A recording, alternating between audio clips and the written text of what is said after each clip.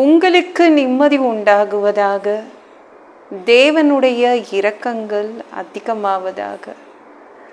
தேவன் என்ன சொல்றாங்கன்னா, ஏசாயா 41:10, நான் உன்னை பலப்படுத்தி உனக்கு சகாயம் பண்ணுவேன், என் நீதியின் வலது கரத்தினால் உன்னை தாங்குவேன். இன்னைக்கு எக்கச்சக்க உதவிகள் உங்களுக்கு கிடைக்க போகுதுங்க. எக்கச்சக்கமான உதவிகள். என்னால் எதுவும் தனியாக செய்ய முடியாதுன்னு சொல்லிட்டீங்களா தேவன்கிட்ட? எக்கச்சக்கமான உதவிகள் கிடைக்குது. தேவன் உங்களை தாங்குவார். அவர் பலப்படுத்த போகிறார். உங்களை ஃபஸ்ட்டு பலப்படுத்த போகிறார். ரொம்ப வீக்காக இருந்தால் எப்படியாவது நம்ம அவங்கள ஸ்ட்ராங் ஆக்கணும்னா சூப்லாம் போட்டு கொடுத்து எப்படியோ ஸ்ட்ராங் ஆக்கிடுவோம்ல. தேவனும் அப்படி உங்களுக்கு எப்படியாவது பலப்படுத்தணும் அந்த நோக்கத்தோடு வந்திருக்கார். ஐயோ, இருக்கிற வேலையை பார்த்தா தலை சுற்றுது, இதெல்லாம் எப்படி முடிப்பேன்னு சொல்கிறீங்களா? உங்களை வலது கரம், தேவனுடைய வலது கரம் உங்களை தாங்கும். இருக்கிற பிரச்சனைகள் இவைகள் எனக்கு கீழே தள்ளுது, பயமாக இருக்குதுன்னு நினைக்கிறீங்களா? தேவன் உங்களை தாங்குவார்.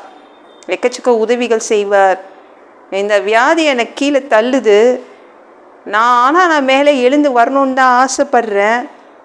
தேவன் நீங்கள் மேலே எழுந்து வருவதற்காக உதவி செய்வார். சரிங்களா? ஒரு தடுமாற்றம் இருக்குதுல்ல, யோ எனக்கு ஒரு தடுமாற்றம் இருக்குது, உங்கள் தடுமாற்றங்களுக்கு உதவி வருது. நீங்கள் எந்த இடத்துல தடுமாறுறீங்களோ அங்கே தேவன் உங்களை பலப்படுத்துவார். இது எப்படி செய்கிறது அப்படின்னு திணறிட்டு இருக்கீங்களா? அந்த இடத்துல எக்கச்சக்க உதவிகள் வருது. தேவனுடைய வலது கரம் உங்களை தாங்கி பிடிக்கும். அதனால் பயப்படாதீங்க.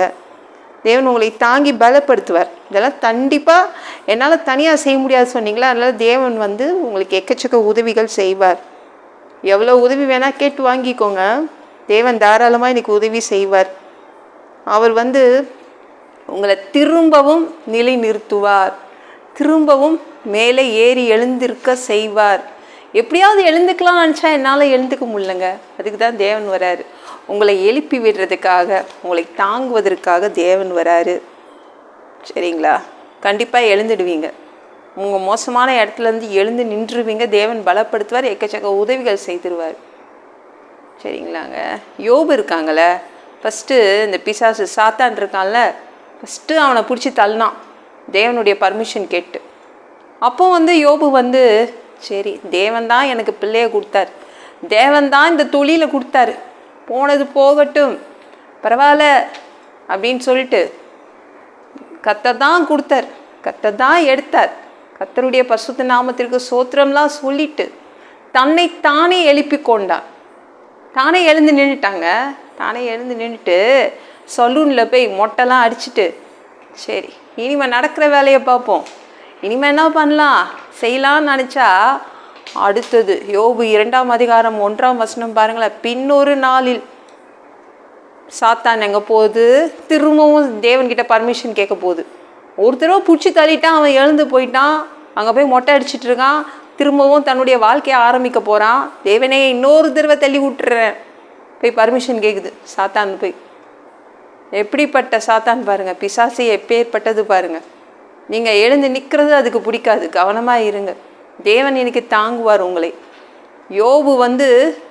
யோபுவை அடுத்த தடவையும் பர்மிஷன் கேட்டு தள்ளி விட்டுச்சு. எதில் தள்ளி விட்டுச்சு? வியாதியில் தள்ளி விட்டுருச்சு.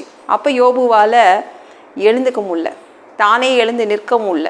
இப்போ தேவன் வந்தார், உதவி செய்தார், எழுந்திருக்க வைத்தார், மேலே எழுப்பினார் அவனை. எக்கச்சக்க உதவிகள் செய்தாருங்க அவர்.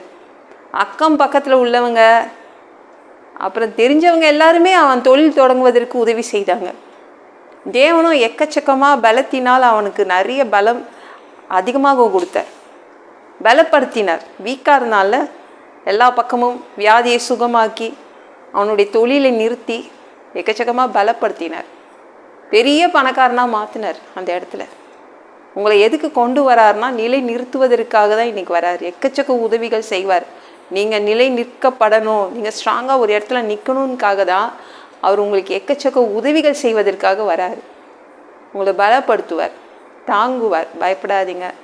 இந்த வீடியோ பிடிச்சிருந்துச்சுன்னா மற்றவங்களுக்கும் ஷேர் பண்ண மறக்காதீங்க. கர்த்தர் தாமே உங்களை ஆசீர்வதிப்பாராக. ஜெபம் பண்ணலாமா? அன்பு பிதாவே, உங்கள் பிள்ளைங்க உங்கள் பாதத்தில் வந்திருக்காங்கப்பா. சாமி இரக்கம் செய்யுங்க, இறங்குங்க. உங்கள் பிள்ளைங்களை நீங்கள் அதிகமாக பலப்படுத்த போகிறீங்க, எக்கச்சக்க உதவிகள் செய்ய போகிறீங்க, தாங்கி நிறுத்த போகிறீங்க. திரும்பவும் உங்கள் பிள்ளைங்க அப்படியே நிலை நிறுத்தப்படுவாங்க. அதற்காக நன்றி. மேலே எழுந்து வந்துடுவாங்க. எல்லாம் பொல்லாத பிசாசுகள், ஏவல்கள், மந்திரங்கள், தற்கொலை ஆவிகள், பயத்தின் ஆவிகள், பலவீனப்படுத்துகின்ற ஆவிகள் எல்லாம் இயேசு என்ற பெயரினை கொண்டு துரத்துகிறேன். ஓடிப்போ. உங்கள் பிள்ளைங்களை இரத்த கோட்டிக்குள் மறைச்சிக்கோங்க. பரிசுத்த ஆவியால் நிரப்புங்க. ஞானஸ்நானம் எடுக்கணும். ரட்சிப்பீராக. இயேசுவின் காயப்பட்ட தழும்புகளால் எல்லா வியாதிகளும், எல்லா பலவீனங்களும், கேன்சர் போன்ற வியாதிகளும், மரணப்படுக்கைகளும், பரம்பரை வியாதிகளும் சரியாகுவதாக. சாமி, மனிதனாக பிறந்தா ஜீவ புஸ்தகத்தில் பேர் இருக்கணும். அப்படி இல்லைன்னா அந்த மனிதனை பிடிச்சி நீங்கள் நரகத்தில் தள்ளிடுவீங்க. தீ எரிக்கிற இடத்துல எப்படி போய் வாழ்கிறதுப்பா? பரலோகத்துக்கு வரதுக்கு ஆசைப்படுறோம். அடிச்சு உதச்சி திருத்தி பரலோகத்துக்கு அனுப்பிடுங்க. கழுவப்படாத பாவங்கள் எங்ககிட்ட இருந்துச்சுன்னா உங்கள் ரத்தத்தை கொண்டு கழுவி எங்களை சுத்தமாக்கி பரலோகத்துக்கு அனுப்பிடுங்கப்பா. எந்த ஒரு இமை பொழுது நீங்கள் வருவீங்கன்னு இயேசுவை வணங்கி காத்துட்ருக்கோம். பரிசுத்தமாக வாழ்ந்து காத்துட்ருக்கோம். அந்த ஒரு இமை பொழுதில் உங்களுக்கு ஒப்பான ஒரு உடம்பு எங்களுக்கு கொடுக்கப்படும். அதை பெற்றுக்கொண்டு மதியமானத்தில் உங்களை பார்க்க நாங்கள் பறந்து வருவோம், உங்களை சந்திக்க வருவோம். அந்த தருணத்தை நாங்கள் இழந்துடக்கூடாதுப்பா. சாமி, உமக்கு நன்றி அப்பா. ஒரு மனிதனால் பரிசுத்தமாய் வாழ்வது கூடாத விஷயம். அதுக்கு கூட உங்கள் உதவி கேட்டு தான் வந்து நிற்கிறோம்.